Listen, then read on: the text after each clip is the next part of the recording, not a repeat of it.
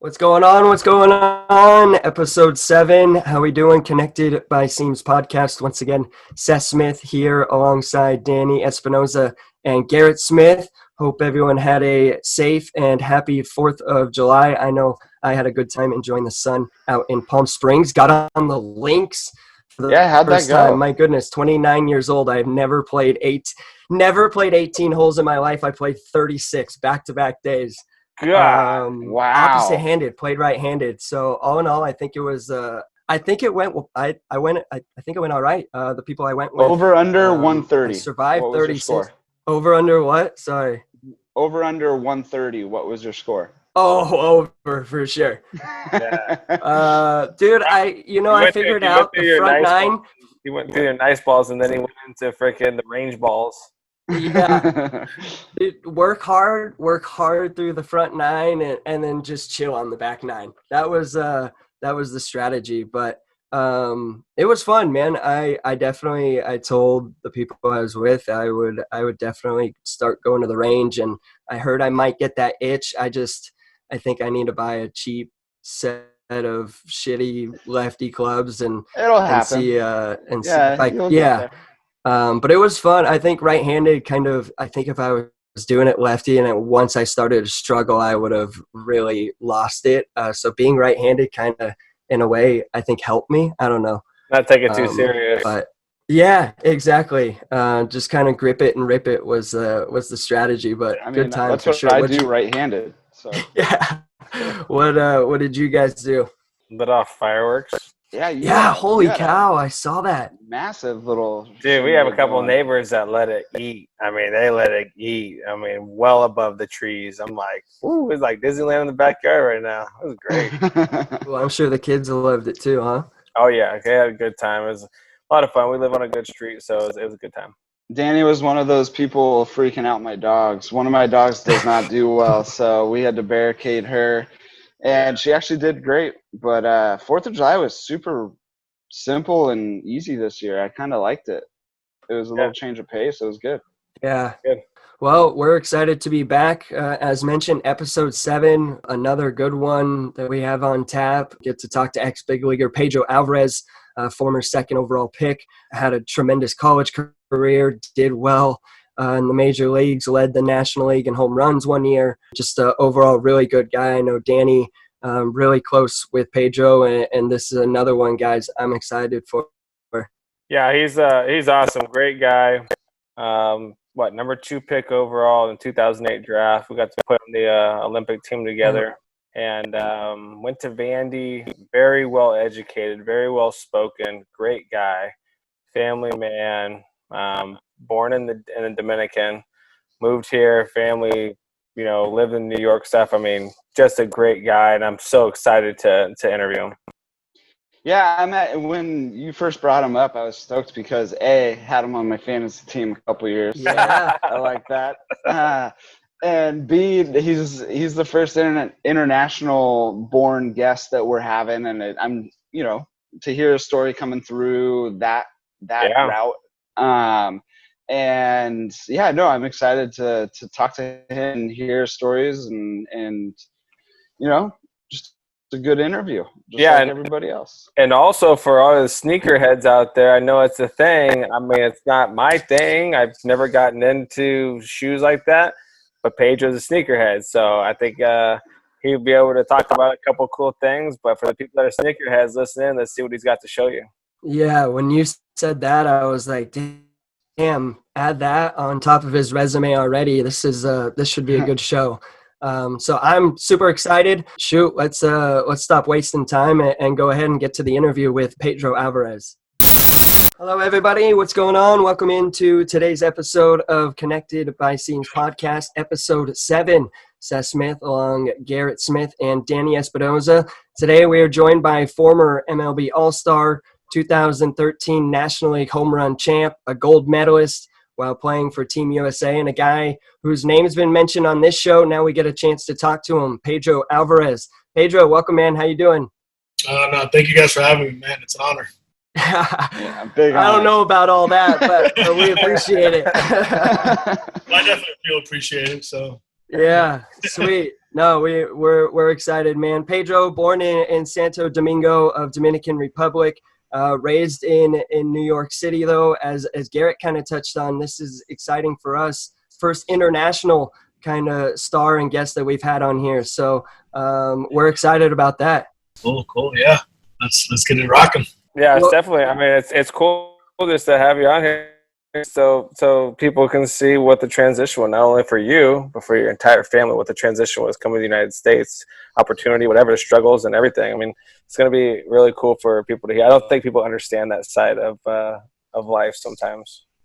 Yeah, and I was lucky because I grew up in New York all my life, so I don't really know anything different than that. But for like my parents and hearing their story, and my dad came probably he was traveling back and forth about 10 years before my mom was able to come, and when we first got here, we didn't have any family members. I think my dad had a cousin who we were staying in their bedroom in like a 2-bedroom apartment. And my dad drove a cab because it was the only job that was gave him flexibility in case my mom needed anything. If he was working a regular 9 to 5, that would have been impossible. So decided to drive a cab, and they definitely sacrificed a lot. For my sister, myself, and obviously super, super grateful. But we had everything we needed, a middle-class family, but there are obviously a lot of things we wanted as kids and as a family that didn't get the luxury to have, but we did have a good sense of community and family, so those are just wants and not necessities. So. Yeah, that's awesome. Well, then, it transitions into, New York, and shoot, I've been in New York one time, 3 days in New York, and my goodness, I always say, like, I think I could have fell, ate shit, blood everywhere, and people would have just walked around me. It was like, that was nuts. As soon as I got out of the train station, it was just honking, Uber, cab drivers wanting to fight, and I was like, well, I guess we're here. Like, what was that like, man? What age was the New York time take place? So like you said, I was born in the Dominican, but my mom and I came over when I was 1. So like I said, all my life I grew up in New York, and honestly, like growing up in New York, I always thought that I was never going to move out. I love the city. What isn't there to love? You get everything within an arm's reach, whether it's food, whether it's whatever commodity you want, whether it's shopping. You name it.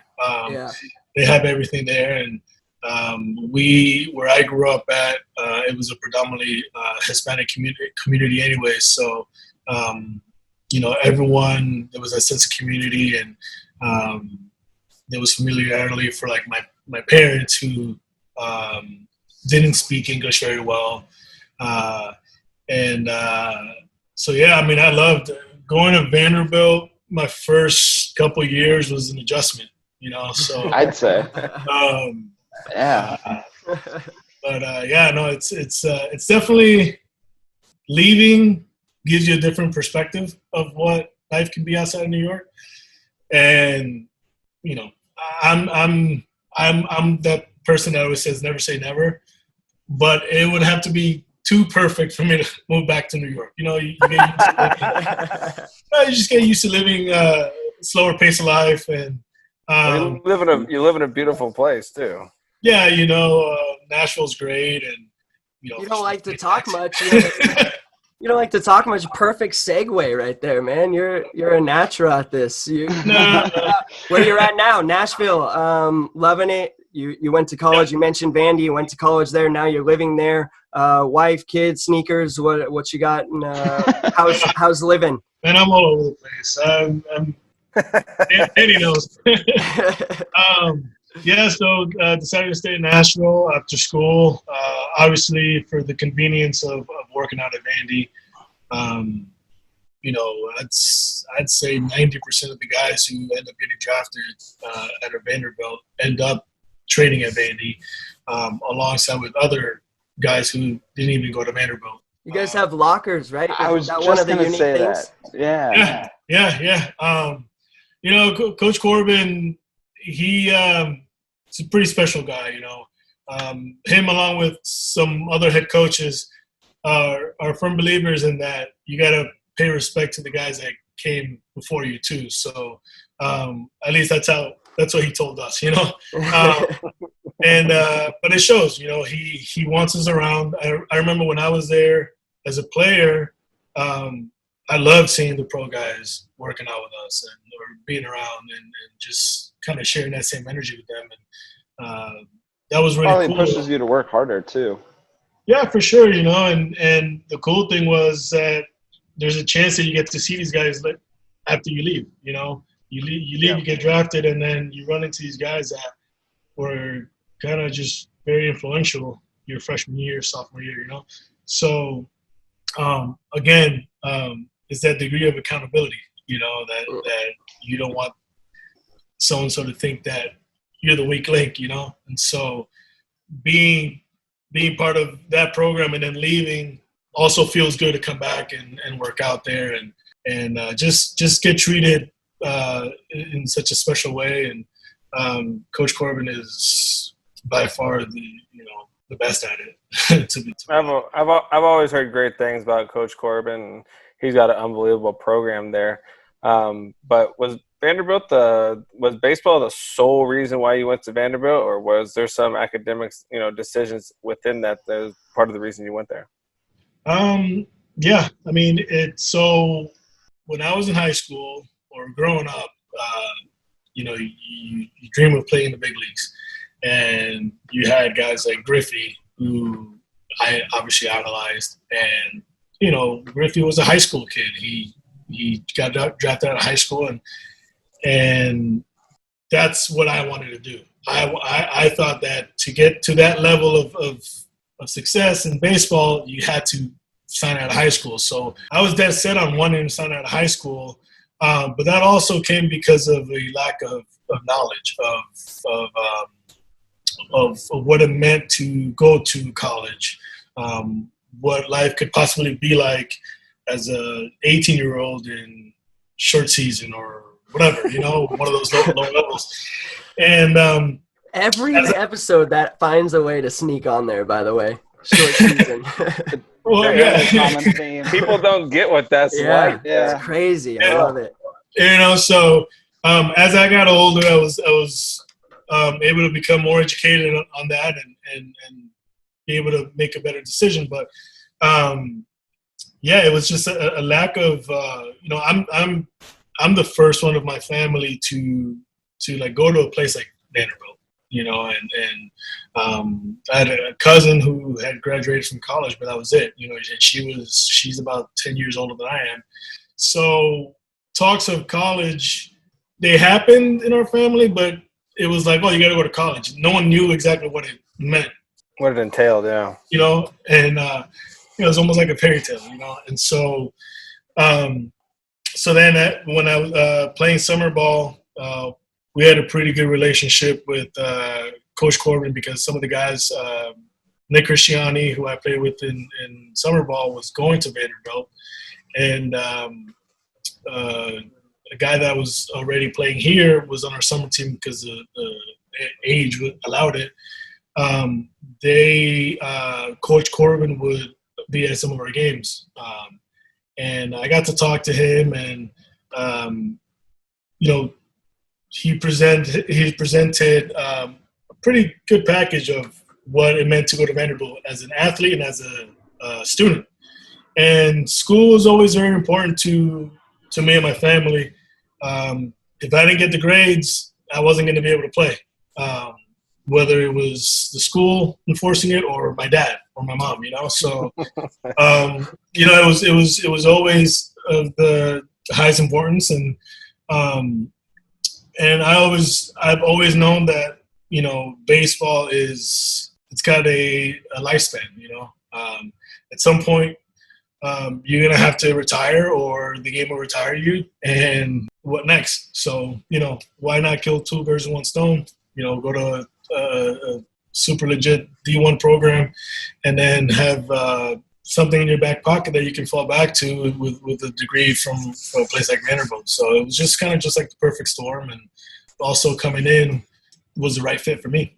Yeah, that's so rad. What was your focus if baseball didn't work out? What was your major? What was that fallback plan at the time? So at school, I was majoring in econ and minor in Spanish. And, to be honest, there wasn't much thought of if this doesn't work, what am I going to do? It was more of, I'm working for this goal and I'm hoping to get drafted.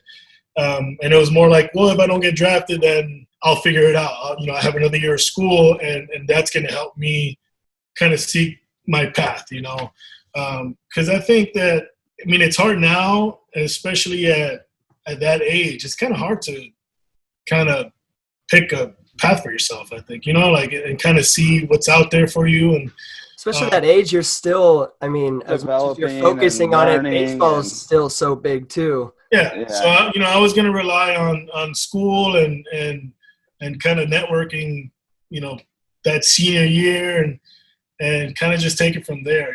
I, as much as I like to be prepared, I'm also a person who tries to be realistic and not be too stuck on the fine details, and some things just have to come to you, and some things obviously you have to work for. But that was kind of my thought process with that. And but again, to be honest, it was the focus was on baseball and obviously academics. But I had a lot of help in that department.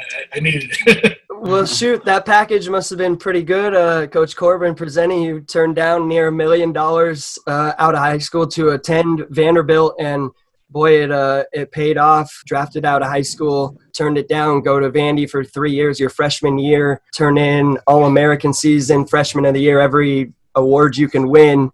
Absolutely tear it up, set single season records, home runs. Walks also, I thought that was impressive when I was looking that up. Led all D1 with 57 walks and a single season record in home runs. That's pretty cool. You don't see that often.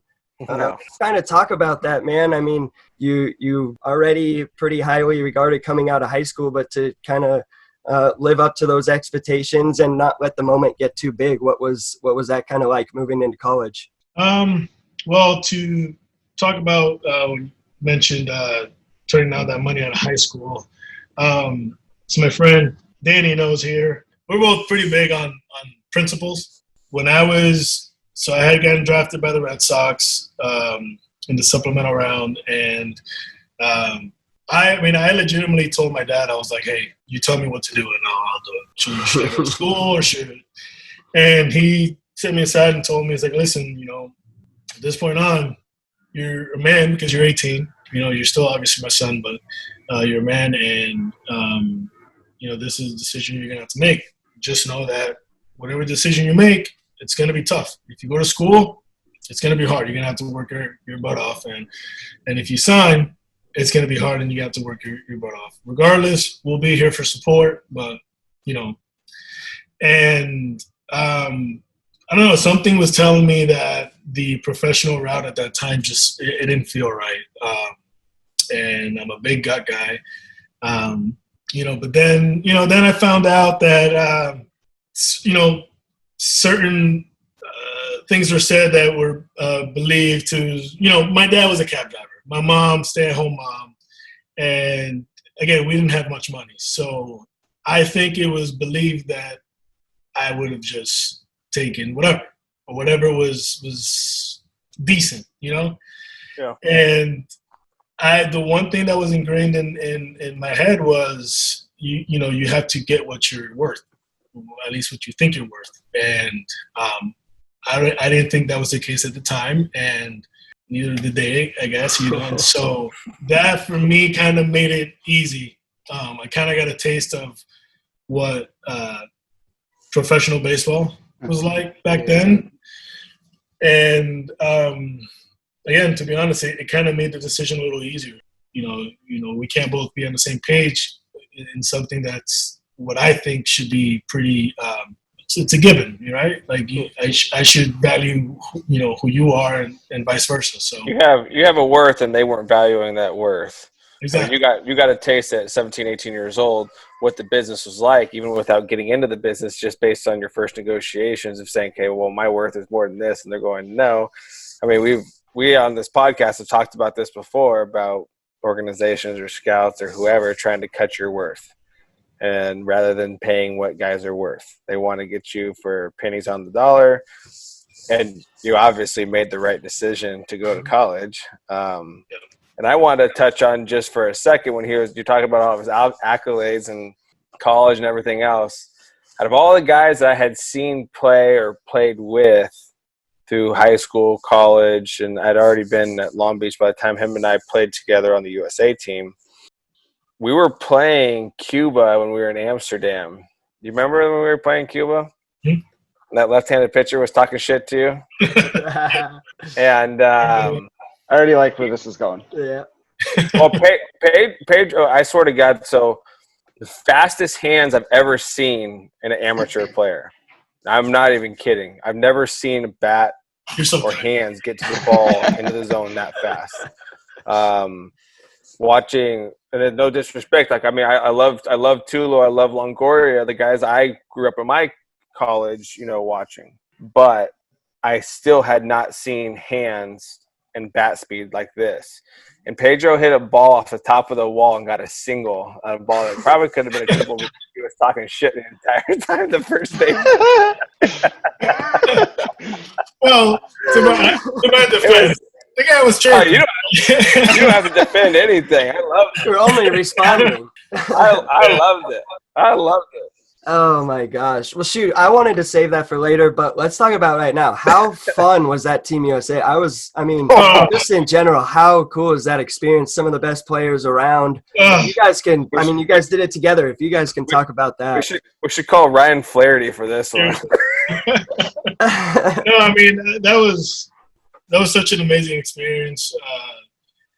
I was fortunate enough to play the year before, actually for Coach Corbin, and that was obviously very neat too. And just to be able to play on that that team representing our country, and then having such different teammates 2 different years, and just getting along so well. And I mean, the stories we have, we can go on for days, and the characters that were on that team. It's just cool to see.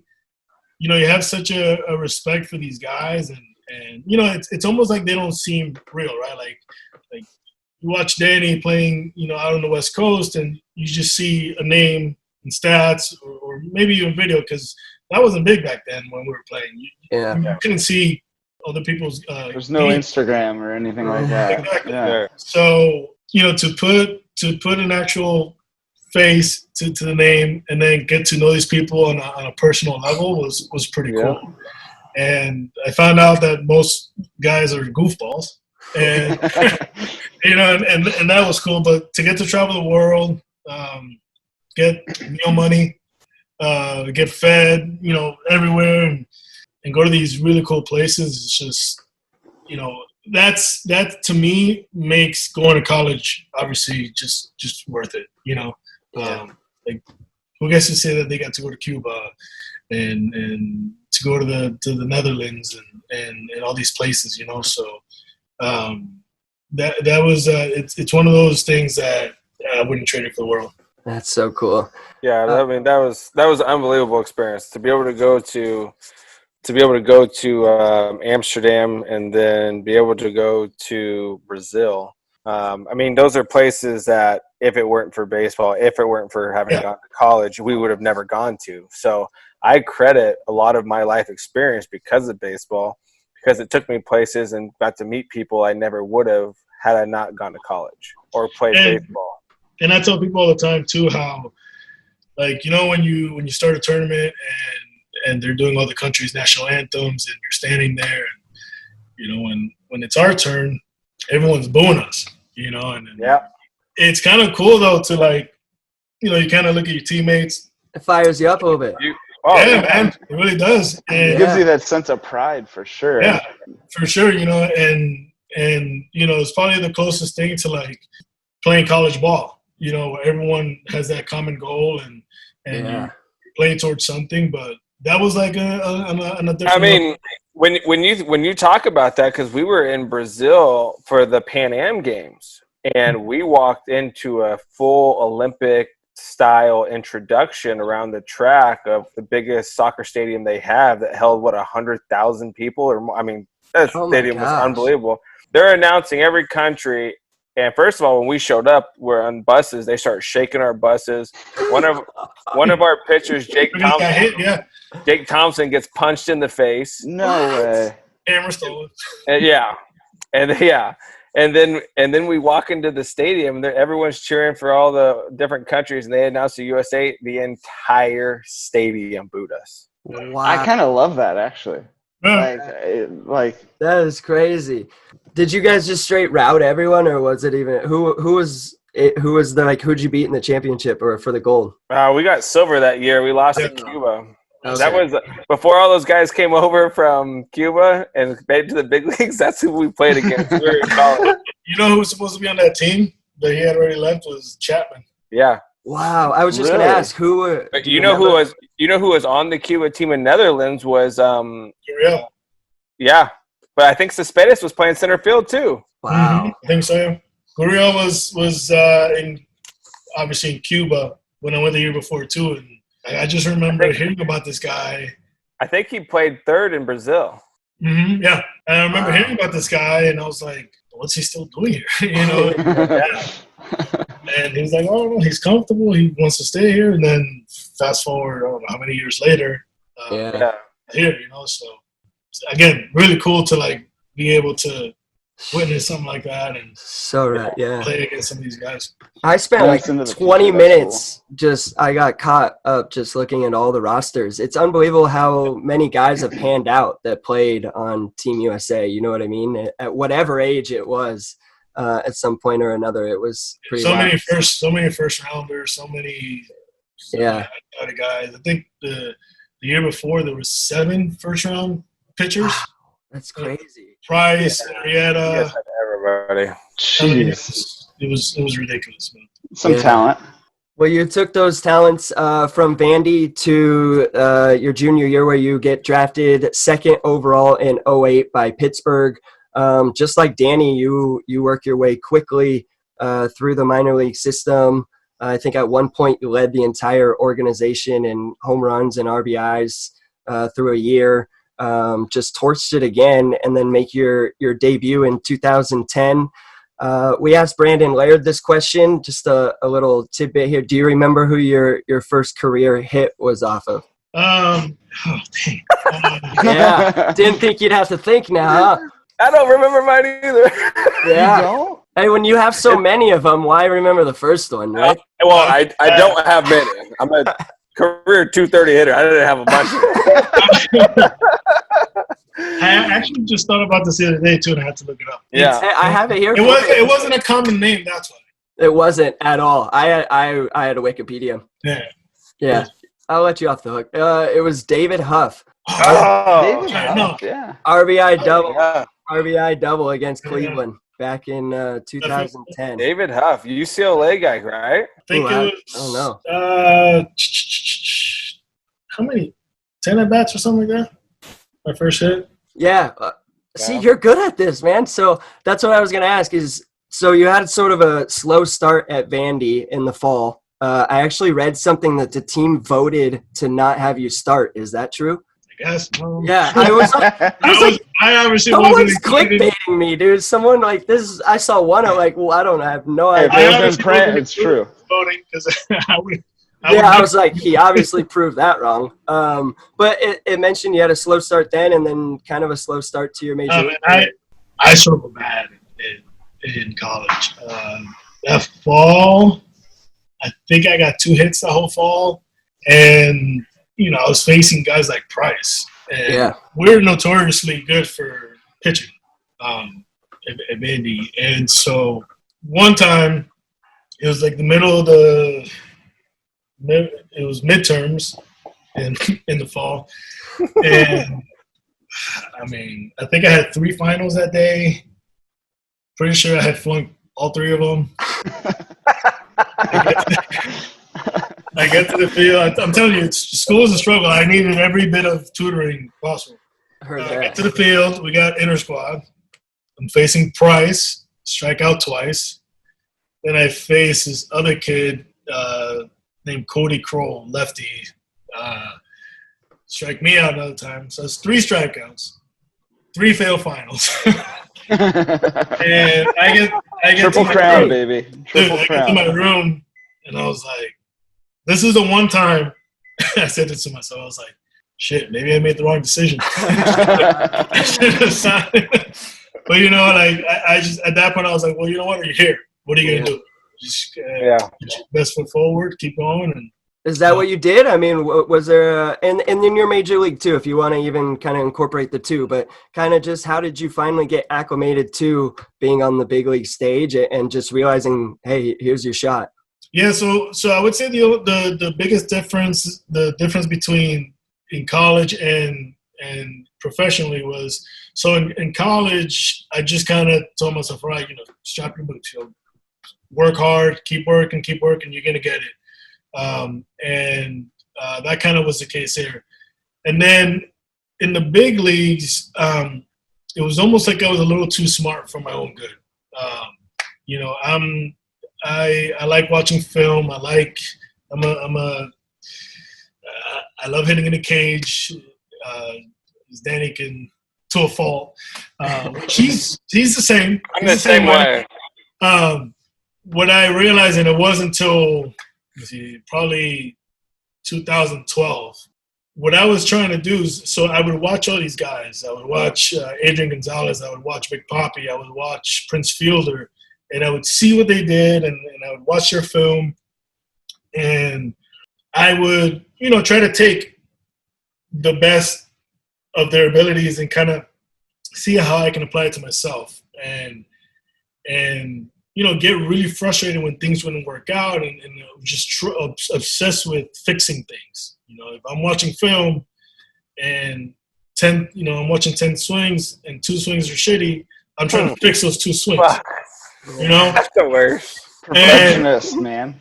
I'm trying to fix those 2 swings, and thank goodness Derek Lee, which was the one thing that in Pittsburgh we got a couple of veterans that came along that were able to help us. I wish we had some more because we had to do a lot of figuring out on our own. But AJ was great for the pitchers and great teammate. But he took those pitchers under his wing. But Derek Lee, he's in the video room and I'm in there, and he's like, "What you watching?" "Oh, I got this. I think I need to do this." He goes, "Hey, don't watch negative film. Don't watch things that, instead of watching the things that you need to fix, watch the things that you did well and just tell yourself, do that again, do that again." And it made sense because, it's the amount of anxiety that I got watching these pieces of film that I needed to fix and work on. Well, I would watch that. Let's say it was after a game. I wasn't going to the cage. I was going home. Probably going to be thinking about that. Hey, when I get to the cage tomorrow, I got to do this. And it brought some unnecessary anxiety. And to go back to not comparing myself to players, but just kind of dropping my game a little bit to theirs and seeing what they did. It wasn't until about 2012 that I kind of just sat there and I realized that a lot of these guys may have some things in common and some things that are different. But there was one universal thing, or 2 things that they all shared. One was that they all had pretty much 10 years plus of experience in the big leagues that I didn't have. And 2, that they all were different. like Adrian hit different than Big Papi and vice versa, So once I understood that you can admire some of the things that they did and you can take some of their little things, you still have to have your own identity. And at the end of the day, you just have to play. You can't be in their level. You can't think the way they think because you haven't been in their shoes. And so once I gave myself a chance to actually learn from my own experiences, I was better able to just get a better feel as to what actually I needed and what I needed to work on. Yeah, I mean it's so easy. Obviously, you and I both did it. It's so easy when all that film crap came out and you could take it home on your iPad after the game on the plane trip and watch your terrible at-bats. Watch the negativity over and over and going, what am I doing wrong? And you sit there and go, what is going on? Why am I doing this? And you pull up a side-by-side, like he was saying, of another swing, and then you just go down this hole and you just getting deeper and deeper and every day. Sure, it just builds into your subconscious too. Oh God, everything. Yeah. Like you said, you could take 1,000 great swings, and on 1,001, if you didn't hit it perfect, the only swing you remember is that one bad one. Oh yeah. Yeah. And it's awful, but we love it. right? Yeah. It's a baseball player. It's a gift and a curse because you want that kind of dedication, but there isn't. Yeah. There isn't such a thing as being perfect. So we paused the first half of the interview right there with Pedro Alvarez. Just so cool to hear his story, being born in the Dominican Republic and then, getting to hear about his days in New York City and just the sacrifice his family had to make to get, him to get where he is now, and just a lot of cool points made. I know you guys have a couple to touch on, but for a guy just found a way to thrive in whatever situation he was in, whether it was sports, academics, just trying to do whatever he could do best. If you guys want to touch on a couple of points. Yeah, definitely. I mean, I thought that it was really cool that he opened up and talked about his family being from the Dominican Republic and moving here, and that he moved here at 1 year old. So he says he's, kind of a born native New Yorker. But to hear the story of his dad driving taxis, and he did that for the family so he could be available at any point for his mom to help her rather than taking a 9 to 5, and to work hard and be able to instill a work ethic in his children. Obviously they saw what their dad did because he's telling the story still. And to be able to take care of the family and have education be something that was so important to their family that they, whether it was my coach or whether it was mom and dad telling me the only way you can play is if you get good grades. It was a great story to hear that his family come from another country and did so much, and his family gave he and his sibling an opportunity to be successful in life. Yeah, and like you said, the importance of education. Him getting drafted out of high school, $1 million. I mean, that $1 million could have done his family a lot of good. Yeah. Especially, being that young. But understanding his value at that young age is, I think, just a testament of the type of guy and the work ethic, like you said, that he had in himself, and trust in himself, and understanding he could have done a lot worse going to Vandy, at school alone on baseball, but then education on top of it.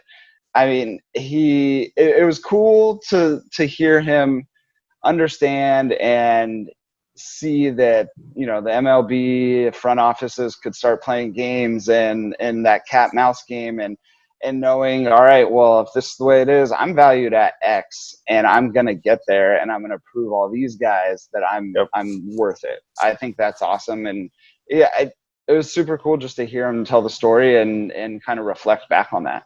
And boy, did he prove him wrong. We went over the accolades, and my goodness, there's not many people with a better resume through college than Pedro, that's for sure. And it started as a freshman right away, All-American as a freshman, just unbelievable stuff. And it was cool to see. So In the second half of the interview, he talks a lot about his pro career, getting drafted once again, this time by the Pirates, and then just kind of where things have gone from there. So we'll send it to the back half of the interview with former Major League All-Star Pedro Alvarez. Well, you talk about carrying some momentum from, veteran experience, showing you the ropes, showing you what it takes, figuring yourself out in 12.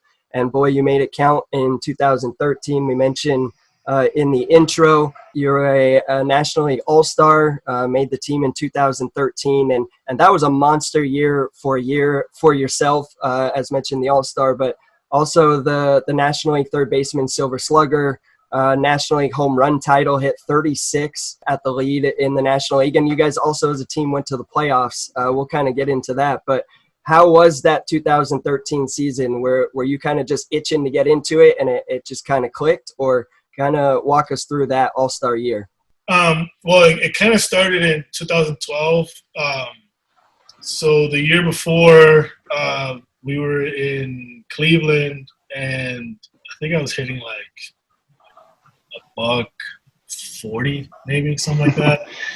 Just struggling, but putting in the work and hitting to my hand. don't know what we're working on, but we're working.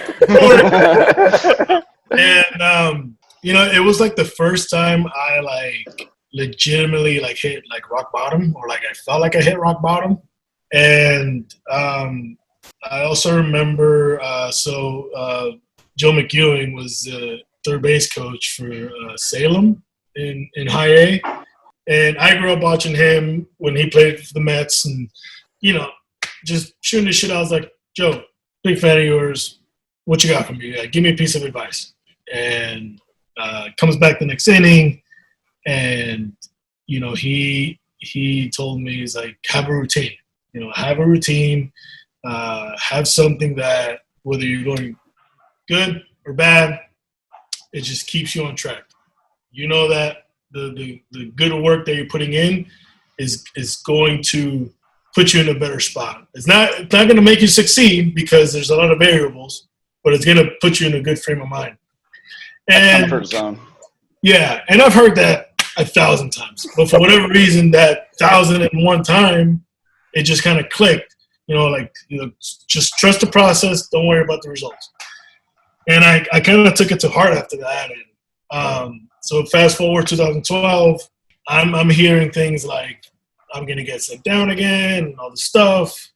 And finally I was just like, screw it. Fuck it. Excuse my language. No, go for Very it. loud. I was like, fuck it. It honestly can't get any worse than this. If I get sent down, I played a couple months in AAA the year before because I was hurt, and so I was like, the worst that can happen is you go down there, you play well, you come back up. Or whatever, And I kind of just let go a little bit. And I know it's gonna sound cliche, but that day I hit 2 home runs, and the next day, which one of them was off of Baldo Jimenez, which I was like, my ego was like, just that guy was just ridiculous. Yep. And next day, 2 more, and then the following day another one, and I was just like, whoa, what just happened? Whatever I just did, I gotta. That's another thing. If things are going well, you can't try to find what it is that you're doing. You just have to just keep doing it. Yeah. But I just told myself, all right, I basically, my back was against the wall, and I felt like it couldn't get any worse. And somehow that gave me that liberty to just go out there and play. And so I just told myself, I got to learn how to tap into that without actually getting to rock bottom. Find a way where in your gut you have that feeling where it's what else are you going to do? And I'm sure that's going to work. And, the rest of the season, I ended up hitting 30 that year in 12, and I think 80-something RBIs. I was asked to do it again. See if it's not a fluke. You know how that goes, Danny. And so then, 13, again, started slow. And as the years went on, my cold stints in the beginning of the year were getting shorter.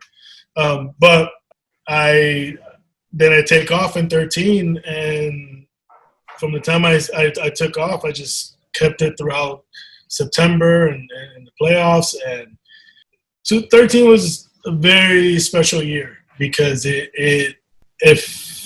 first of all, on that big league team, there were 7 of us that played together starting in high A. So to have that kind of a cool connection, group of core guys on a big league team, Danny, that doesn't happen very often. No, it doesn't. They either trade the prospects or you come up and do too well and a team that doesn't want to spend money and they get rid of the big league guys. It just doesn't happen. Exactly. So, it was just cool that we've had the same trajectory. And, now if I even include the guys that I played in AAA, about 10 guys that we've played together at some point in minor leagues, it felt like it was like our team. And, it was our wins and it was our losses and it was, our success. And,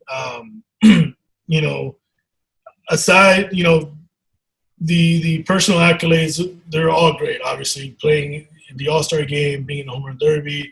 But not only that, but like playing it in my hometown was ridiculous, Yeah. Left that part out. Sorry.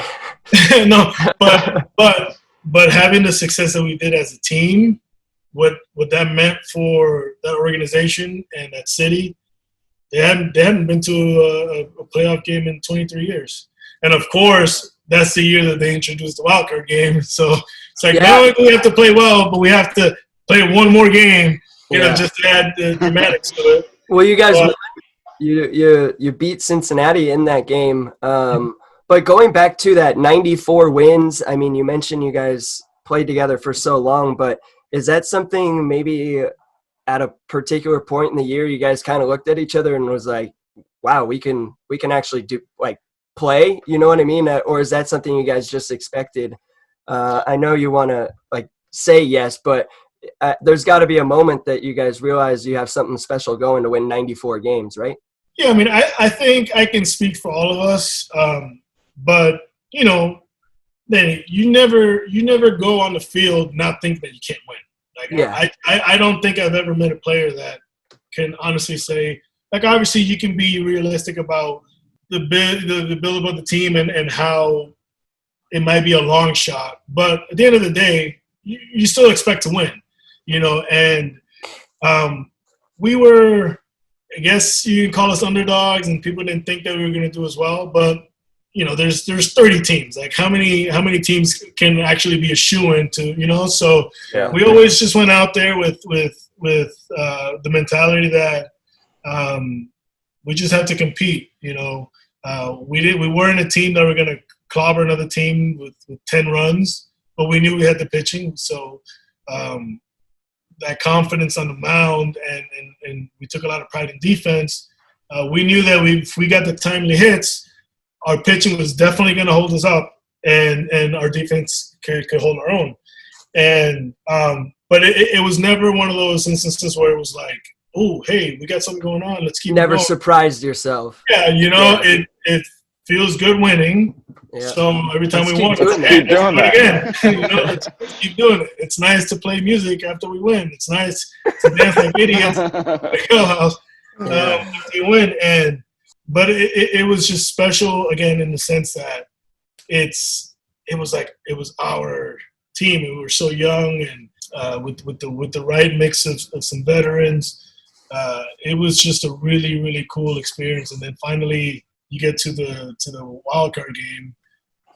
Which is funny. So we were playing Cincinnati the series before that, and it was a 4-game set.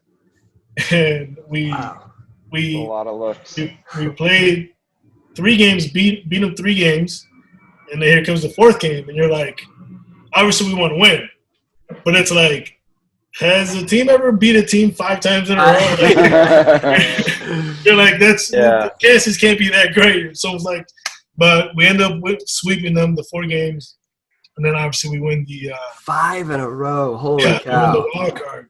But that was the craziest thing I've ever been a part of. That blackout game. I was gonna say they blacked it out, and holy cow, yeah. And I think it started as like, I think Kutch was kind of messing around like, let's all wear black, and it just caught on Twitter, and it was. I remember being in my parents' hotel room before the game, before the game, and there was like a family, Cincinnati Reds family, going will call to get some tickets, and the hotel was right next to the stadium.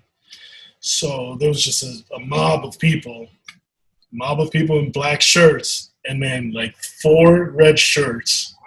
Just kind of walked around, and they kind of like built like a circle around them. It kind of looked like a little video game.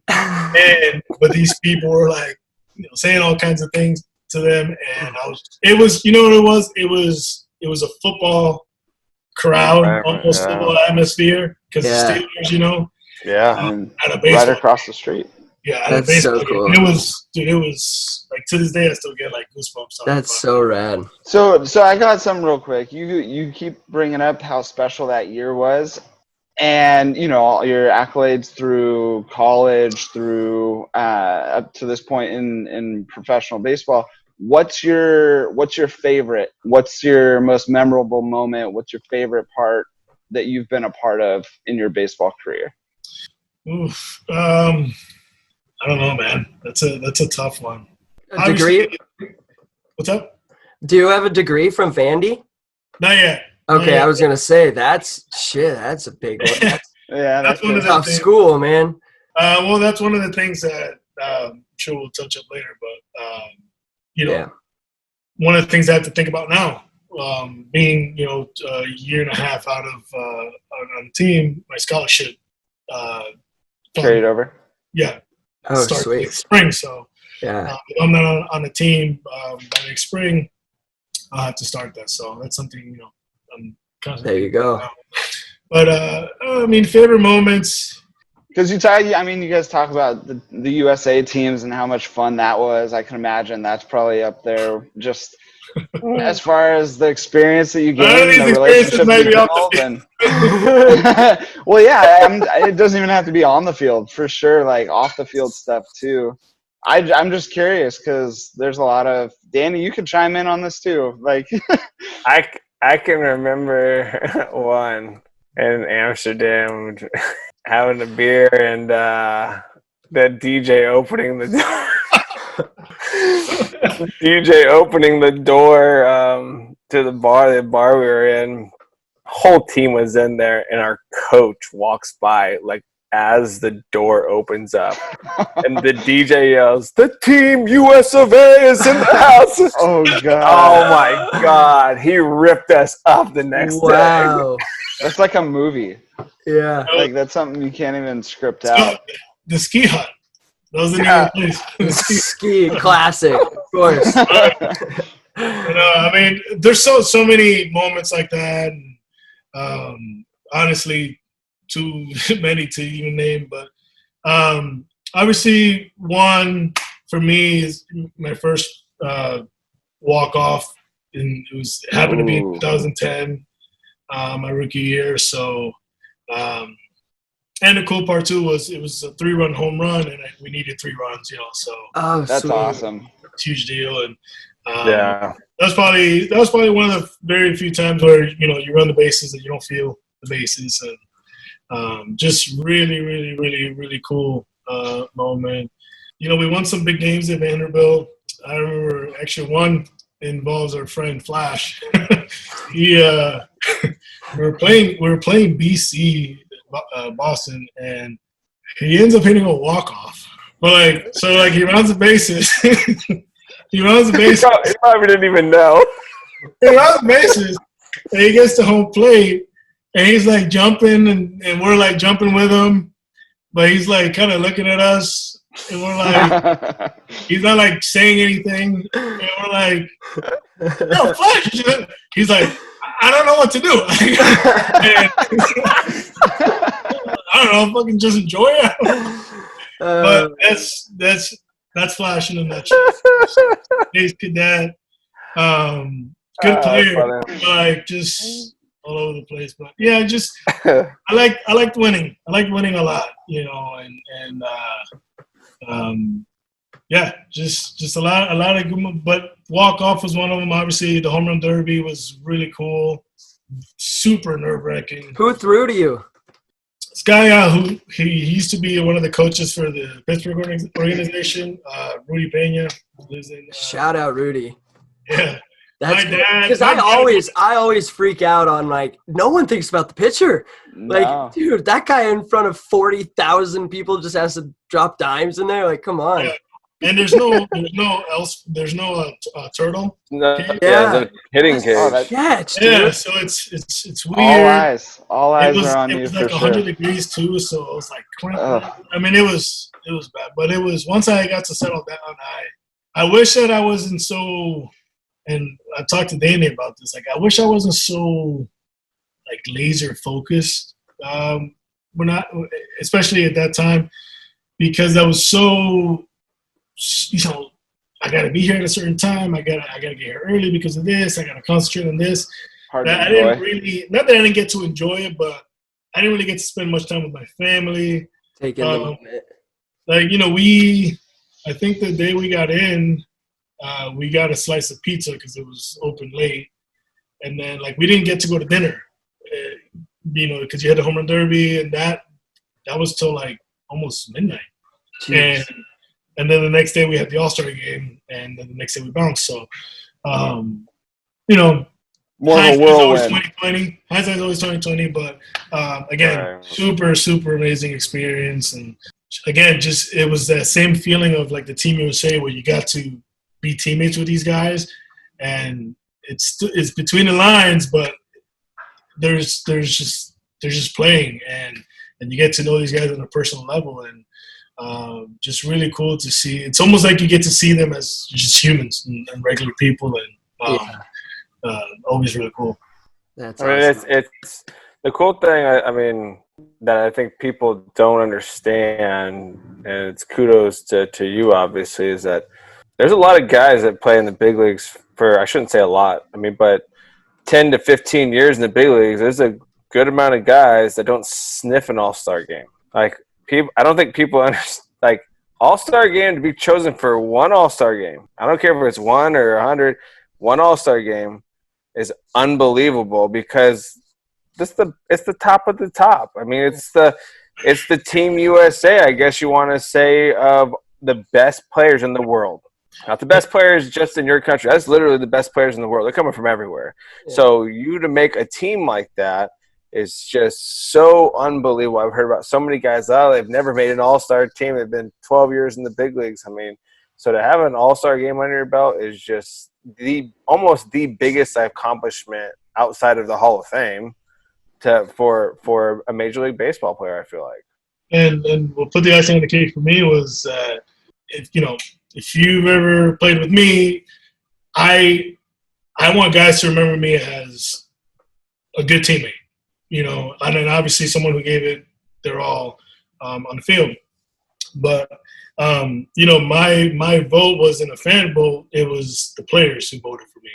So that's badass. That's awesome. That's awesome. Cool. Hell yeah. You know, these guys thought of me in this way, and just really, really, really just neat experience. You think that comes full circle coming from Vandy, and kind of how Vandy kind of instills that mindset and work effort into getting there, you know, like with the pros coming back and kind of instilling that work hard, relay that relationship, build that foundation, because, you know, you could be there one day.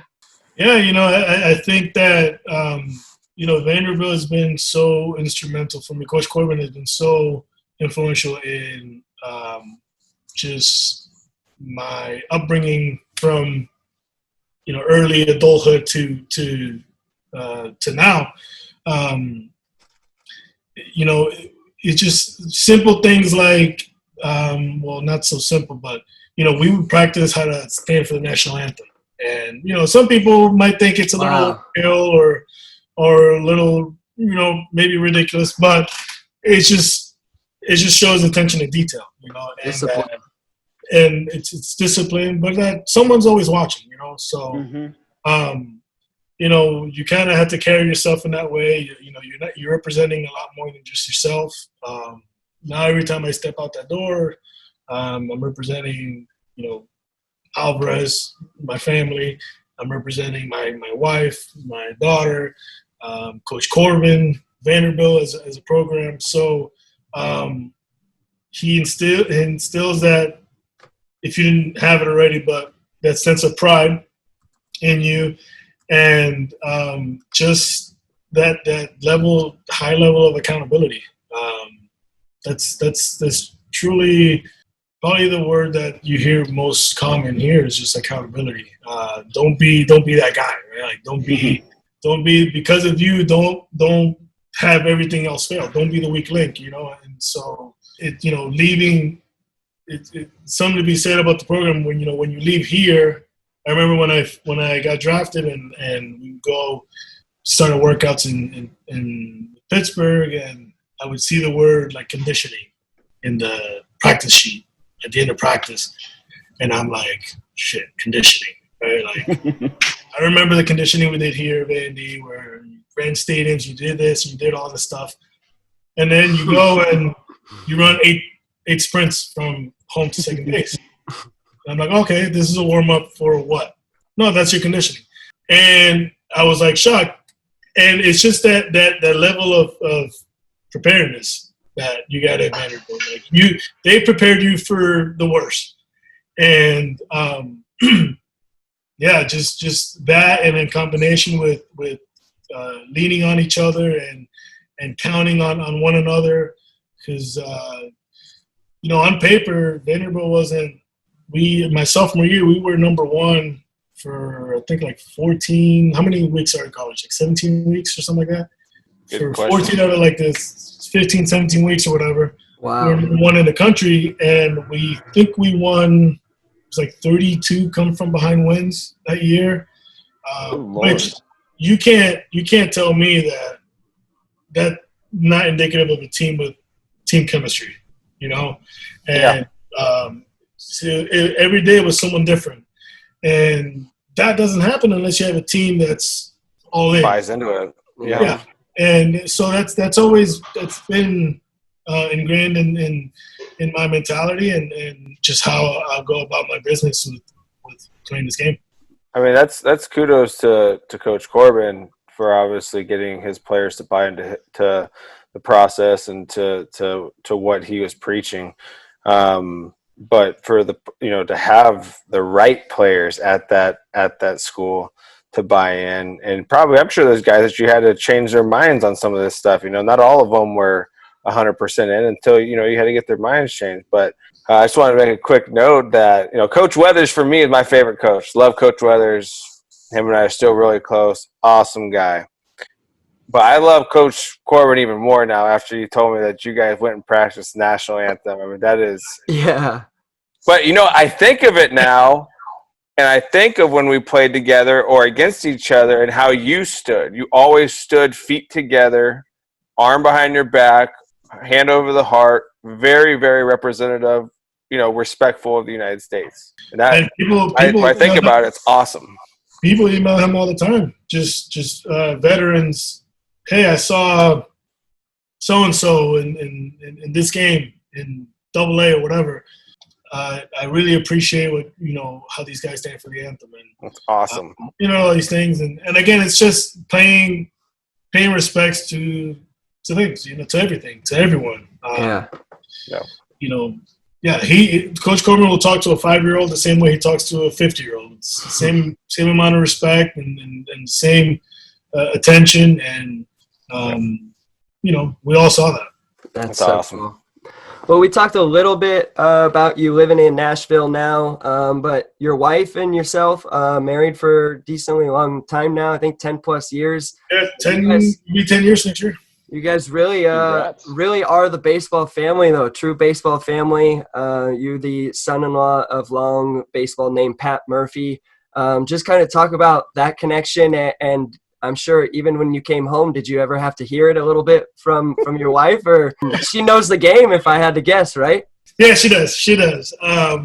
Which is actually kind of cool because, like I wasn't one of those guys that I took games home with me, frustrated. But I did like talking baseball to Kelly, and yeah, it was cool. Like sometimes she would have questions about, hey, why did so and so do this, or why was this move made versus this, and so that was that's cool. And yeah. And then Murph, man, Murph is a trip, dude. Good, man. He's honestly, he is the best guy to have in your corner.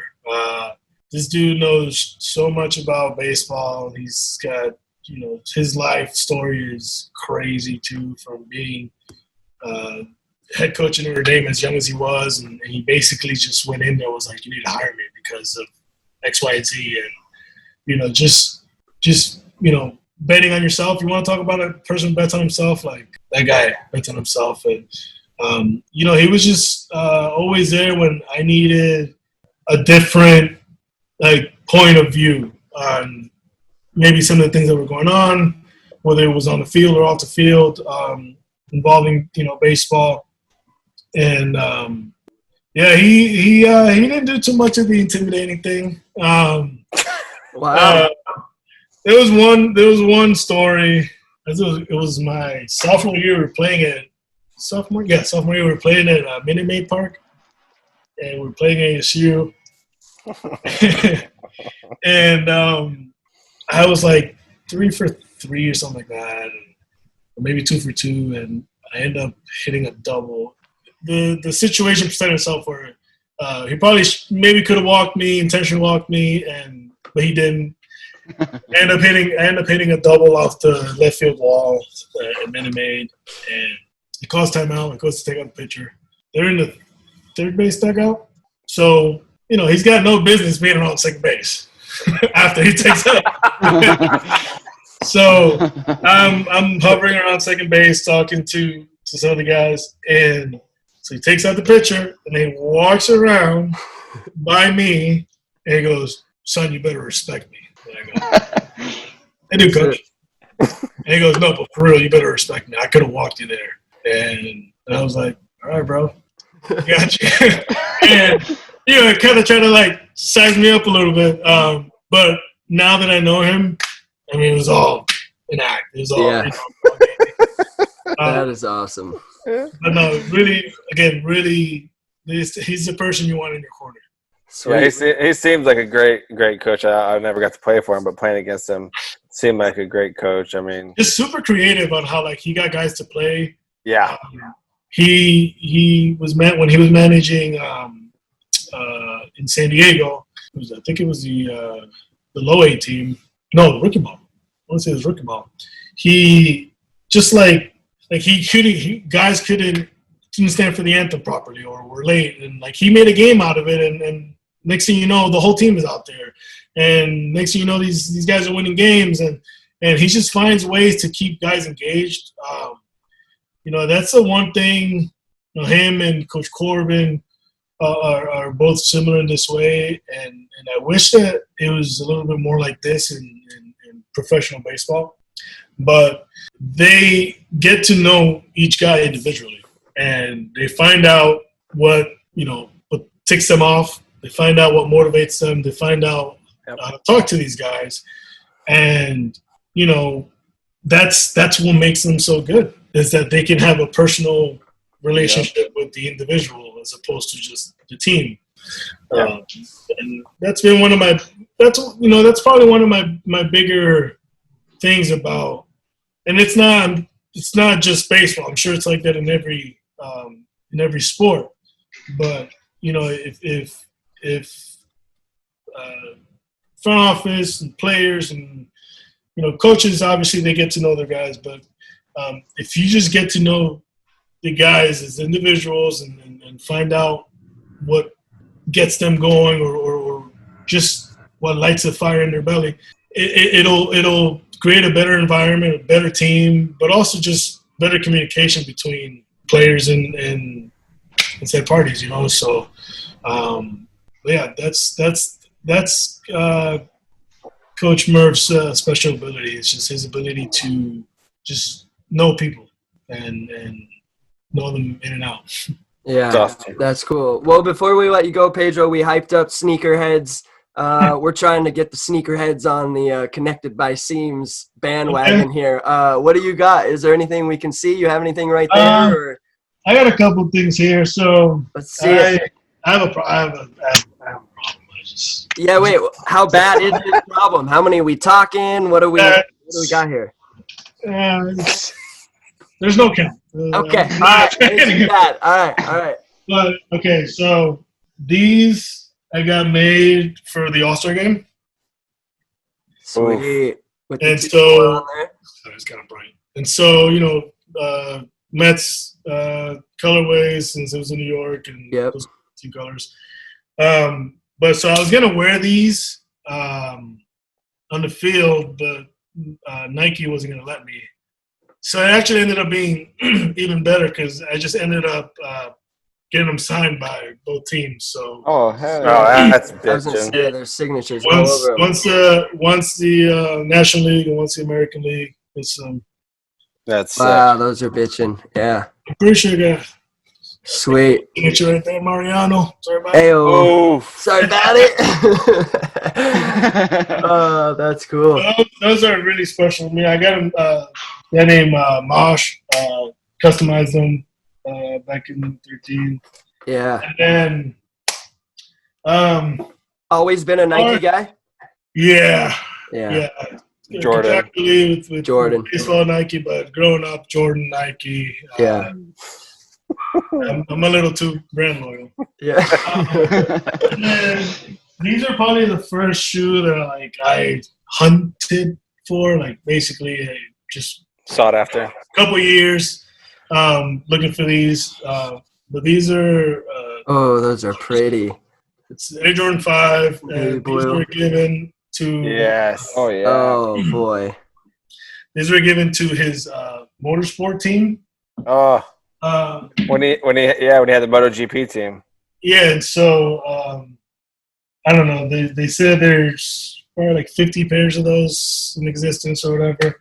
The number changes every couple of years. Regardless, you have a pair. Yeah. Holy cow! Those are the first that.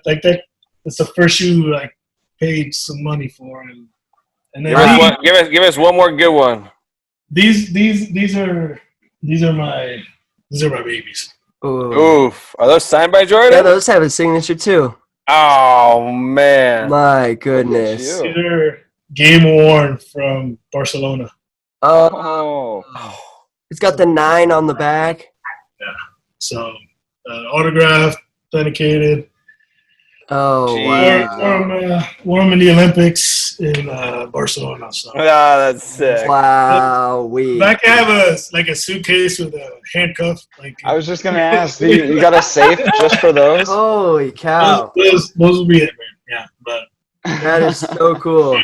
Well, there you go, everyone. Head to YouTube. Check this out. Those are unbelievable, man. Thank you very much, Pedro, not only for showing us the sneakers, but giving us your time, man. We really, really appreciate it. Yeah, awesome story, man. Thank you so much for coming on. Thanks, with Pedro. us, man. Thanks for having me, man. Yeah, we'll be in contact, man. Take care. Stay safe.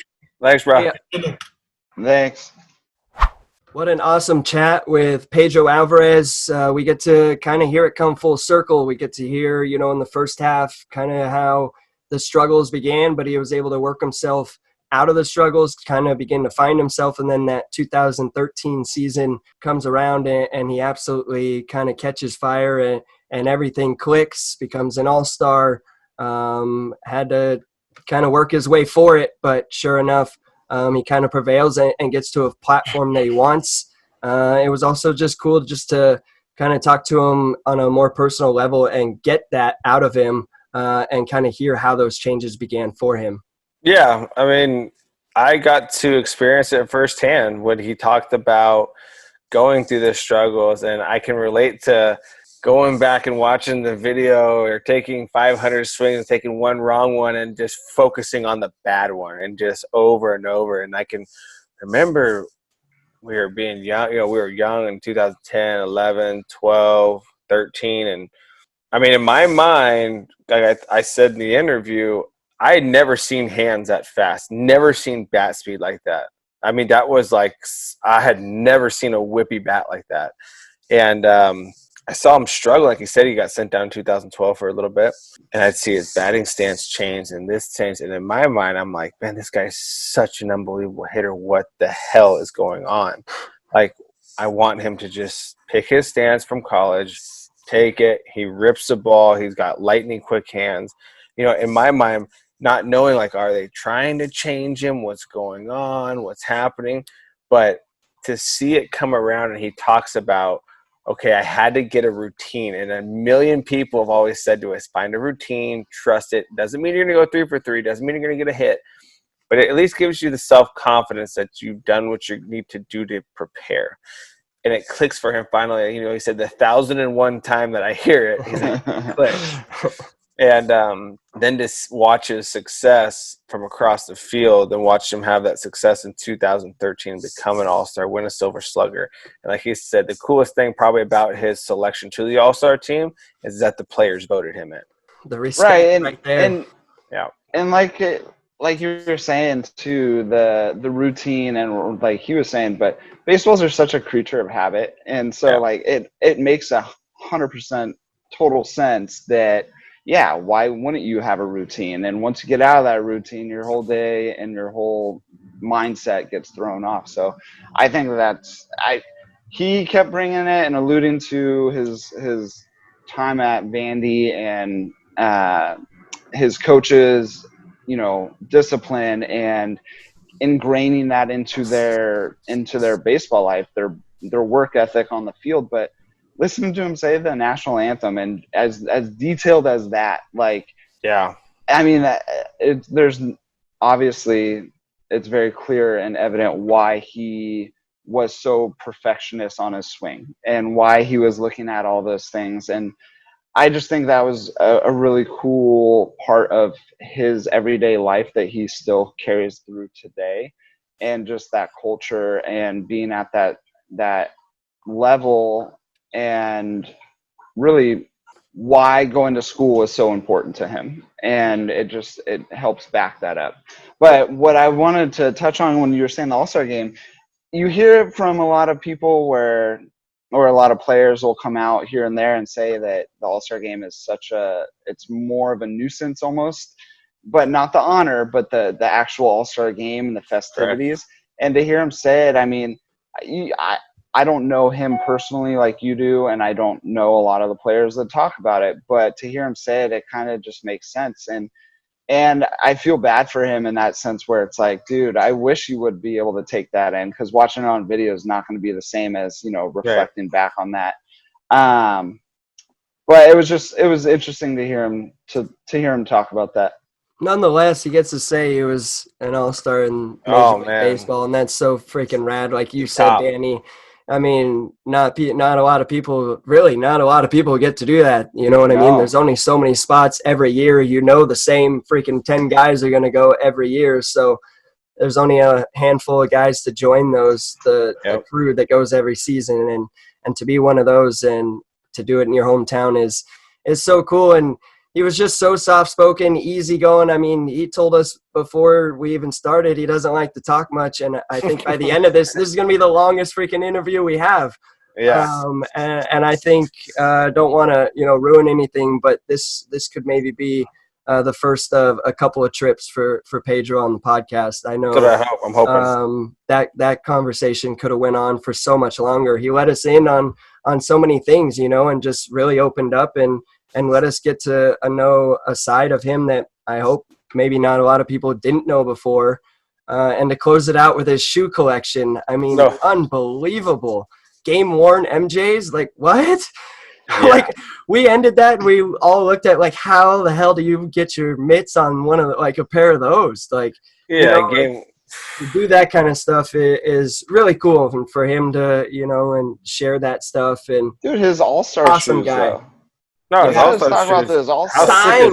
Signed by every single guy. Oh man, That's I love that he awesome. points out Mariano too. Like, all right, we get it. We get it. Mariano, that's like I know as a player that's like a key signature. Even as a player, you try to get like. Oh, I bet that's one you got to get. But that to have the ones that he got made for the All-Star game, to have the ones that Jordan wears in the Olympics, game worn in the Olympics. Yeah. And then he pulls out the turquoise ones that are like only for his MotoGP team that used to. Are they still active? I don't even know if that MotoGP team is still around. I'm not sure. Yeah, I'm not sure either. So they don't even produce anything like that anymore. That was a very, what do you say, 50 pairs ever made. You got one? Jeez. Yeah.